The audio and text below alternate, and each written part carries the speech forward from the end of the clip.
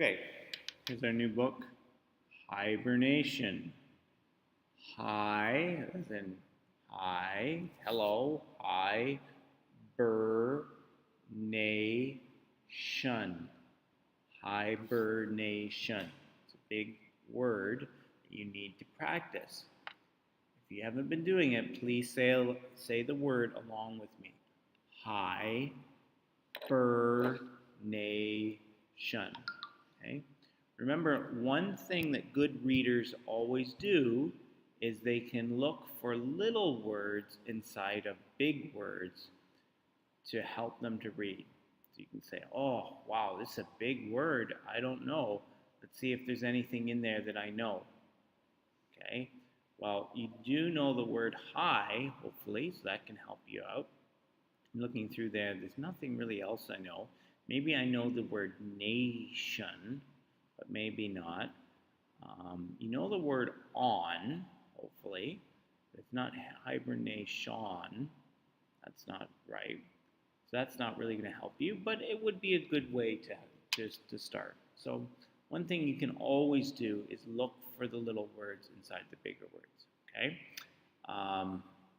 Tion always makes a shun sound. Tion. Shun. Shun. Right? We shouldn't be just trying to memorize. We should be looking for patterns and strategies to help us become better word detectives. So this is hibernation. Hibernation. Okay? So we got some bats here that are sleeping. And over here we have some sort of a plant. Okay? So the first question you should be asking yourself is, wow, what will I be reading about? What is this? Oh, if you say, I'm reading about hibernation. Well, Mr. Harrison's going to say, well, what is hibernation? Or what do you think hibernation is about? Of course, you might not know the right answer, and that's fine, but you need to use the pictures to be a good word detective and think about the meaning. Well, it could have something to do with bats. It also has something to do with plants, maybe. These bats are in a cave and they're sleeping upside down. So it might have something to do with sleeping. Again, we're reading a nonfiction book. A nonfiction book is a book that doesn't have a story that we read to get information. These are the kind of books that we'd read in a science class, or any of your textbooks are all nonfiction books. There's no story that's in a math book.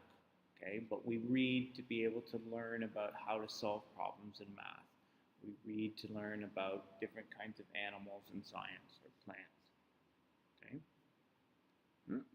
There's a raccoon. I don't think they have any raccoons in Asia, but they certainly have a lot of raccoons in Canada. They're very smart, but they make big messes. They have hands that they can use. They get into your garbage. Oh, there's a bear. Okay, so it's a nonfiction book, and one of the things about nonfiction books is they always start with a table of contents, so you know the different topics and the different pages you want to read them on. Okay, so if I just want to know about what is hibernating, I can just go right to page 5. And this is the good thing about nonfiction books. Since there isn't a story, I don't need to worry about starting to read the book on page 1. I can go right to the pages or the information that I want, and I won't feel like I don't understand. Okay, this is the good thing. And remember, we've talked about this many times, but some of you still don't know, so let's go through it again. There's something called a glossary. A glossary. Glossary is a mini dictionary found in the back of the book. So when we're reading this book and we see words that are highlighted or bolded, like this word sound, it's going to be in the glossary at the back of the book. The glossary. Glossary. Okay? There's also an index. in the back of the book. Index. Index. The index gives you different topics and page numbers. So if I want to read about predators, I would go back to page 7 and I could find out about predators. If I want to read about spring, I'd go to page 10. Okay, so let's start reading. No food in winter. Many places have cold winters. Some animals in these places have trouble finding food in the winter. Many animals move to warmer places to find food. Other animals hibernate. Okay, so already if I'm trying to think about what does that word hibernate mean, well, it has something to do with animals in the winter time and a way to find or deal with not having any food. It's not about moving to a warmer place.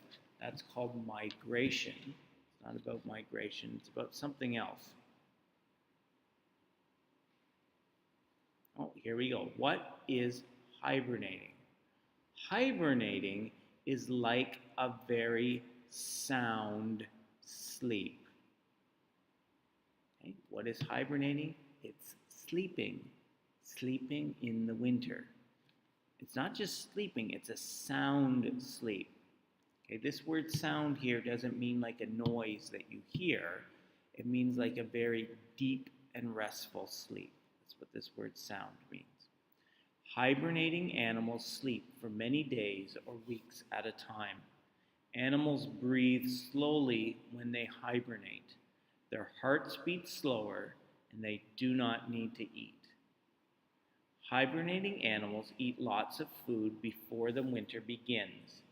They store the food in their bodies as fat. Okay?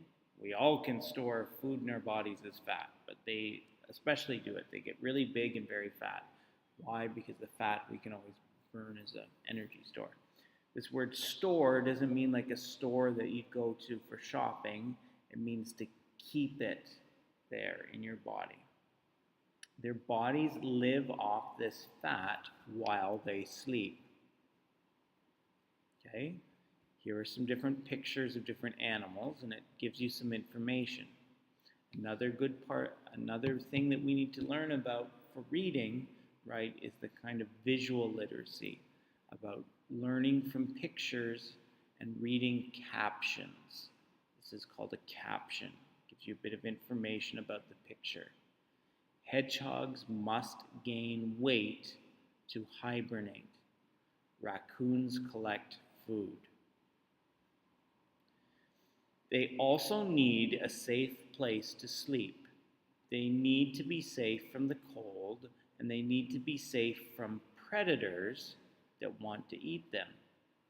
Oh, here's a word, predators. I don't know what it means.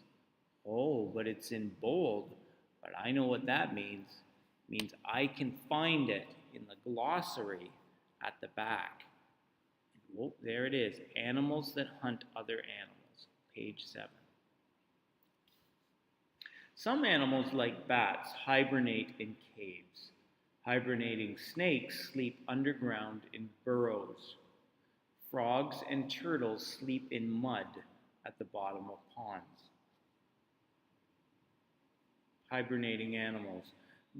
Groundhogs, chipmunks, and snakes hibernate. Frogs, turtles, and prairie dogs hibernate. Hamsters and hedgehogs hibernate.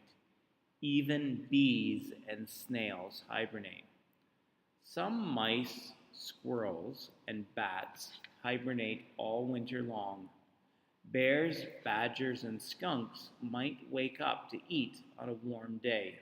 Then they go back to sleep.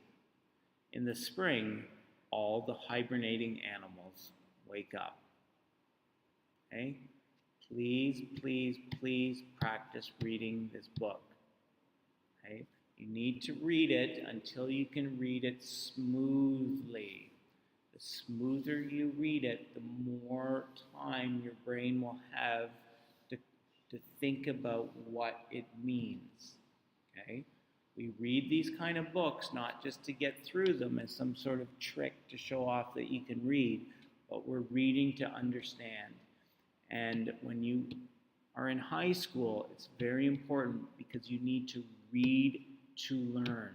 That's the important thing. Reading to learn. Because your teacher's not going to give you all the information. So you need to read to learn. That's why we do this, not just to get through it. All right? So practice, practice, practice. Okay. Thank you.